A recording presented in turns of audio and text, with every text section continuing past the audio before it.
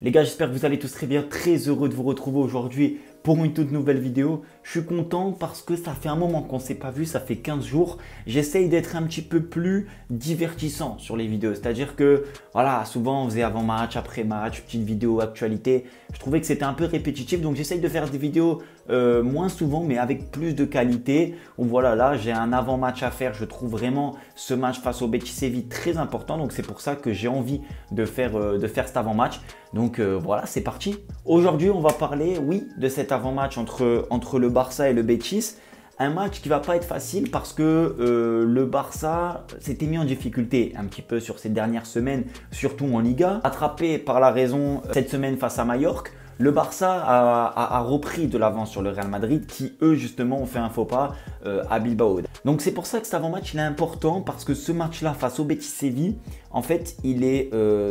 je trouve, pour ma part, un des matchs cruciaux de la saison. Ça va être un match vraiment crucial parce qu'on va savoir si le Barça va réellement mieux ou si le Barça est toujours un peu dans les doutes, si c'était de la réussite du début de saison de Hansi Flick, si c'est de la confirmation maintenant ou pas. Alors certes, c'est pas sur le match face au Betis Séville qu'on va savoir si le Barça va gagner des trophées ou pas, mais pour moi, ça va permettre de savoir si on peut vraiment se relancer parce que Majorque, oui, on s'est bien relancé, c'est vrai, mais là, il faut continuer. Il faut continuer sur la bonne dynamique. En plus de ça, c'est à la maison. Le match va être dans une ambiance sympa. Tu ne peux pas perdre devant tes supporters. Tu ne peux pas faire une contre-performance. Surtout que avec un match de retard, le Real Madrid revient à 1 point de nous. Ça nous permettrait de prendre là, avant la rencontre, 4 points d'avance et que si jamais le Real Madrid remporte son match en retard face à Valence, de justement garder ce petit point très important d'avance sur le Real et de rester seul leader de la Liga.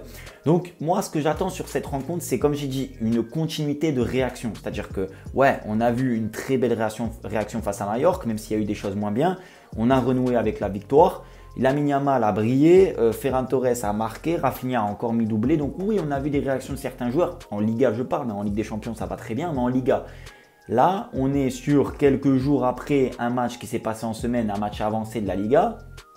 Donc là, on est sur peu de jours de récupération et surtout sur une nouvelle attente importante pour le Barça. Est-ce que demain, on prendra 7 points d'avance sur le Real Madrid en attendant leur résultat ou on retombe un peu dans les travers de ces dernières semaines à faire des contre-performances face à Real Sociedad et tout. Certes, c'est des belles équipes, mais il y a quand même des matchs où on aurait dû, je pense, à mon goût, faire beaucoup mieux dans le contenu. Mieux, je suis gentil, genre même triple fois mieux parce que Casado qui nous fait une faute contre le Celta Vigo, ça relance le match. Koundé derrière qui nous fait un penalty, qui perd le ballon comme un fou furieux. J'en perds le téléphone. Non, franchement les gars, quand même un peu de rigolade dans cette vidéo trop sérieuse.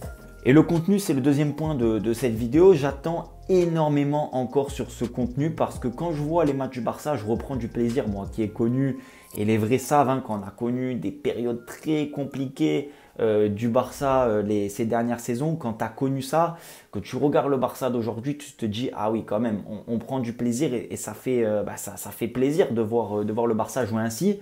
Donc c'est pour ça que là, j'attends énormément sur le contenu, dans la conservation de balles, sur les actions offensives. Alors oui, bien sûr que offensivement on est très bon, mais on ne doit pas dépendre que, par exemple, de Lamine Yamal, d'un coup de génie, que de Rafinha, etc.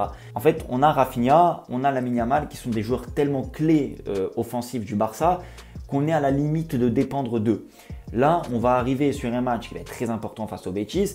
J'aimerais que Kemp, un Pedri, un Pau Victor, un Ferran Torres qui sont dans des conditions offensives, qu'ils arrivent à avoir cette efficacité aussi importante que quand ces joueurs-là sont décisifs. C'est important, pourquoi? Parce que quand Lamine Yamal était blessé, quand Lewandowski n'est pas là ou quoi, on a tendance un petit peu, je trouve, à pêcher dans le dernier geste, à être un petit peu plus léger et ça s'est confirmé. On n'a pas marqué les buts qu'il fallait sur les matchs où on a perdu des points. Donc j'attends énormément sur ce rôle offensif.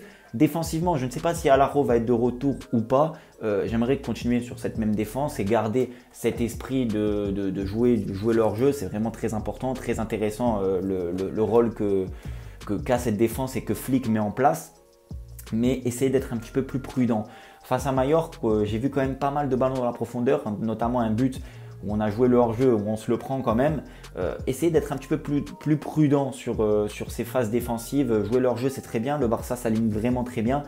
mais avoir quand même de la prudence et se dire qu'on ne peut pas le faire à chaque fois et qu'un jour ou l'autre, on va prendre des buts et ça va payer pour les adversaires. J'en suis quasi persuadé parce que tu ne peux pas pendant 90 minutes jouer le piège du hors-jeu. Il faut savoir à un bout d'un moment jouer un petit peu la profondeur et la sécuriser et ne pas miser sur un alignement. Un joueur ne peut ne pas être très bien aligné ou quoi. Donc voilà, absolument être efficace là-dessus. Dernier point pour cet avant-match et dans une attente importante, à part la victoire, à part le contenu, à part la défense, les joueurs qui vont jouer, que ce soit des joueurs importants qui ont moins de temps de jeu en ce moment. Je pense à Gavi, à Frenkie de Jong, Ferran Torres, on peut le dire aussi. Lewandowski, qui n'a pas joué le dernier match, qui va reprendre, je pense, sa place de titulaire. Pourquoi pas même Alajo, tous ces joueurs-là qui vont revenir, qui vont rentrer. Mais je suis plus dans le Frenkie de Jong et dans le Gavi. J'attends énormément. Voilà, sincèrement, j'attends énormément parce que on est trop dans le à peu près, je trouve. Gavi, alors il faut du temps pour retrouver ses marques. Il a eu une rupture des ligaments croisés. C'est jamais facile de revenir à 100%. Mais j'en attends un petit peu plus quand même de Gavi. Frenkie de Jong, j'attends beaucoup plus. Alors certes, il a marqué, il a fait une très belle rentrée face à Majorque, mais il faut pouvoir confirmer. Je pense sincèrement qu'il va jouer ce match face au Betis, à mon avis. Après, peut-être je me trompe, mais je sens bien la chose. J'attends plus de Jong. On se rappelle le dernier match de Jong titulaire, c'était pas flamboyant, c'était même à la limite du raisonnable. Donc voilà, j'attends beaucoup plus des joueurs qui ont un rôle à jouer, mais qui ont perdu un peu leur place en ce début de saison. Voilà, c'était le dernier point important de cette vidéo. Et pour la composition d'équipe, les gars, une équipe basique. Là, l'équipe type, hein, Baldé, Koundé, Koubarsi, Inigo, Peña au goal bien sûr. Pour moi, j'aimerais bien tester le duo Frenkie de Jong et Pedri, faire souffler un petit peu Casado. En numéro 10, Dani Olmo qui doit pour moi poursuivre un petit peu ses performances et être dans la continuité de ce qu'il fait. Il est super important.